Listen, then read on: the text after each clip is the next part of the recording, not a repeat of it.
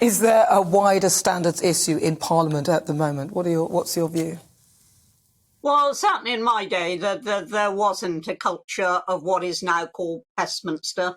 And I would say that the one thing that was prevalent in my day, which doesn't appear to be prevalent now, is that there was also a presumption of innocent until proved guilty. Now, we don't know, we don't even know if it was Neil Parish, but assuming that it was, we don't know what happened. We don't know if he got into the site accidentally and then watched it out of curiosity. We don't know if somebody sent it to him and said, isn't this terrible or whatever it might be. Until we know those things, there should be a limit as to how far we condemn. But there is, of course, a much bigger problem here. And it's the question of who disciplines. Now, the whips, obviously, are in charge of discipline in the House of Commons, but they didn't appoint this man. They didn't give him a job. That was the constituents who did that. And a lot of people would say, well, it's for the constituents to decide if this is a matter to be taken any further. The House of Commons doesn't employ MPs. The Conservative Party or the Labour Party doesn't employ MPs. Constituents actually choose, appoint and employ MPs.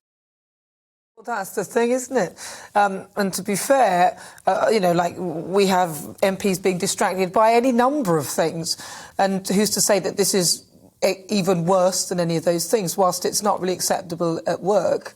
I mean, I'm with you on the view that there needs to be some sort of we need to know the actual details. Well, what's your view on it being in the public arena like this? Do you think that there should be sort of more of an internal process first before this should all be out there? Because it seems a little bit unfair. Just say it turns out that it isn't him. I know. I think it's probably unrealistic to suppose that in this day and age you're going to be able to keep everything totally quiet. It's very rare that happens.